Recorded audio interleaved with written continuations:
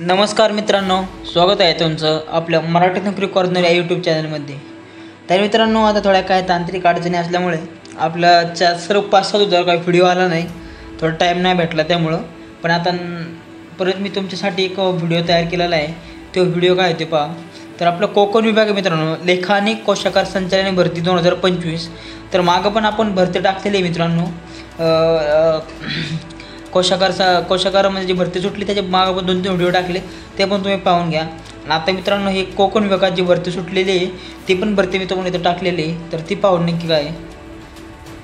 तर पहा, कोकण विभाग लेखा आणि कोशागार संचालनालयात भरती 2025 ची भरती आहे मित्रांनो ही।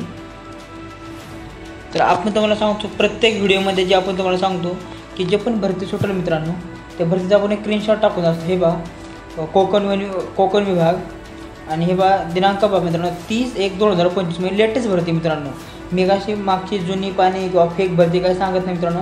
अगं महाराष्ट्र शासन वित्त विभाग ही पूर्णपणे मित्रांनो GR आहे ना, GR मधली माहिती एकदम डिटेल्स म्हणजे अचूक माहिती तुमच्यावर पोहोचवण्याचा प्रयत्न करतो, कोणत्याही प्रकारची फेक माहिती नाही। जाहिरात मित्रांनो बघा 30/1/2025। तर आता मित्रांनो, पदाचं नाव तपशील पाहू मित्रांनो। पदे एकच मित्रांनो, कनिष्ठ लेखापाल गट क 179 पदसंख्या मित्रांनो। हो, कनिष्ठ लेखापाल गट त्याची पदसंख्या 179। तर त्याच्यात आपण शैक्षणिक पात्रता पाहू। शैक्षणिक पात्रता काय पहा, कोणत्याही शाखेतील पदवी, कोणत्याही शाखेतील मित्रांनो ग्रॅज्युएशन झालं पाहिजे। तुम्ही BA असाल, BCom असाल, BSc असाल किंवा BBA असाल, BCA असाल, फक्त तुमचं ग्रॅज्युएशन कंप्लीट पाहिजे मित्रांनो। आणि तुम्हाला टायपिंग पाहिजे। हे पहा, मराठी टंकलेखन 30 शब्द प्रति मिनिट आणि इंग्रजी 40 शब्द प्रति मिनिट मित्रांनो। तुम्हाला मराठी टायपिंग आली पाहिजे 30 शब्द प्रति मिनिट आणि इंग्लिश टायपिंग आली पाहिजे मित्रांनो 40 शब्द प्रति मिनिट।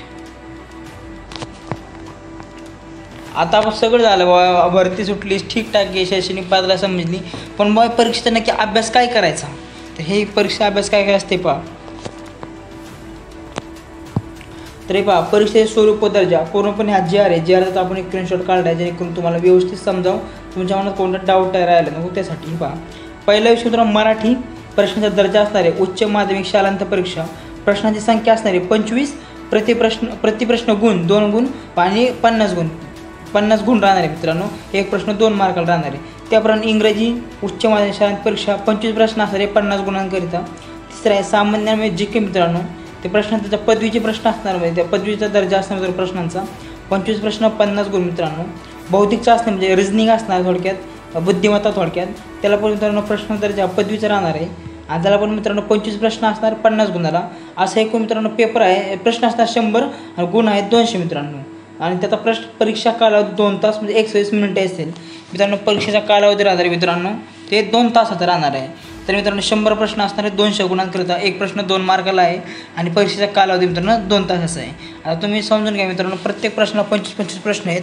त्यानुसार बघा, ही फक्त आपल्या पोलीस भरतीचा सिलेबस आहे, फक्त त्यात विषय ॲड झाला तो इंग्रजी मित्रांनो। इंग्रजी विषय ॲड झालेला आहे, बाकी सगळा सिलेबस सेमच आहे मित्रांनो। जे विद्यार्थी पोलीस भरतीचा अभ्यास करत असेल त्यांनी ही पण भरती देऊन पहा मित्रांनो, नक्कीच तुमची सिलेक्शन होऊ शकतं मित्रांनो। कारण बऱ्यापैकी सिलेबस सेम आहे, त्यात फक्त ॲड झाला आहे तो मित्रांनो इंग्रजी। जे पण कोणी वनरक्षक भरती तयारी करत असाल त्याच्या वनरक्षक भरतीचा हा मित्रांनो सेम सिलेबस आहे, त्यांना काय अडचण येणार नाही। तर हा तर मित्रांनो परीक्षेचा स्वरूप व दर्जा। तर मित्रांनो, वयाची अट पहा मित्रांनो, 6 मार्च 2025 रोजी 19 ते 38 वर्ष जे कोणी विद्यार्थी 19 वर्षापेक्षा जास्त वय असेल ते फॉर्म भरू शकतात।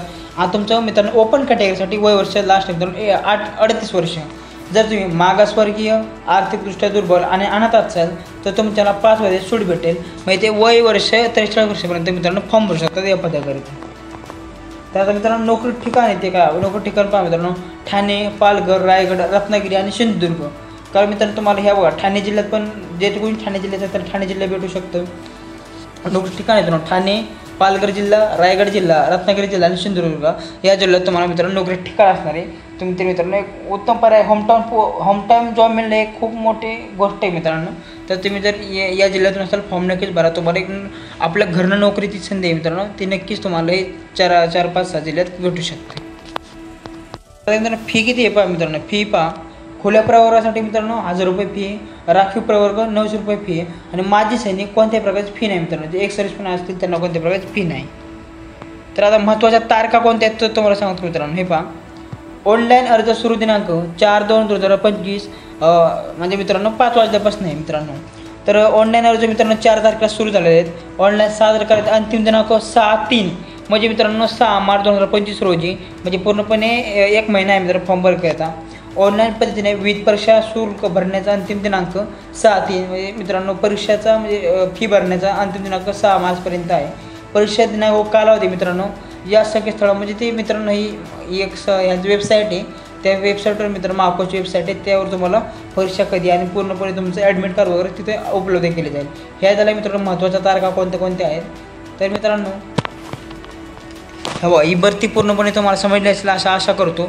जर तुम्हाला अजून काय डाऊट असतील तर व्हिडिओ पहा किंवा खाली कमेंट करा, त्याचं मी नक्कीच तुम्हाला उत्तर देईल मित्रांनो कमेंटचं प्रत्येक. आणि मित्रांनो आता थोड्या काही तांत्रिक अडचणी आल्यामुळे आपल्याला 5 दिवस काही व्हिडिओ टाकता नाही आला, तरी याच्या पुढे मित्रांनो डेली व्हिडिओ येत राहतील. ज्या पण भरत्या सुटतील त्याचा पण डेली व्हिडिओ राहतील. आणि त्याचप्रमाणे मित्रांनो आपण एक रेल्वे ग्रुप डीची 32 सराची जी भरती सुटली त्याचा झोन प्रेफरन्सच द्यायचा, तो तुम्ही व्हिडिओ पाहून घ्या पाहिला असेल. तर आता मित्रांनो झोन तर झालं, पोस्ट प्रेफरन्स म्हणजे पोस्ट कोणत्या चांगल्या आहेत, कोणत्या पोस्टचं काय काम आहे, जर आपण परीक्षेला कोणत्या पोस्टला प्रेफरन्स दिला पाहिजे त्यानुसार मित्रांनो मी आता एक पोस्ट प्रेफरन्सचा एक व्हिडिओ टाकणार आहे 2 दिवसात, तो पण तुम्ही पाहून घ्या मित्रांनो. आता बऱ्यापैकी मुलं फॉर्म भरायला चालू झालेला आहे, त्यानुसार मी एक पोस्टचा व्हिडिओ टाकून देतो मित्रांनो पोस्ट प्रेफरन्स कसा द्यायचा. तर मित्रांनो अजून अशाच सरकारी भरती येत राहतील, केंद्राच्या असू द्या राज्याच्या असू द्या किंवा मित्रांनो ज्या प्रायव्हेट कंपनी असेल त्या गव्हर्नमेंटच्या जॉईन आहेत, जो गव्हर्नमेंट त्यांचं कॉन्ट्रॅक्ट केलेलं आहे त्याचा कुठल्या पण भरती सुट द्या, मी नक्कीच आपल्या चॅनलवर अपडेट देत राहील. मित्रांनो व्हिडिओ आवडला असेल तर लाईक करा, शेअर करा आणि तुमच्या जास्तीत जास्त नातेवाईकांना मित्रांना हा व्हिडिओ शेअर करा, जेणेकरून त्यांना पण या भरतीबद्दल माहीत होईल. तर चला भेटू पुढच्या व्हिडिओमध्ये. जय हिंद.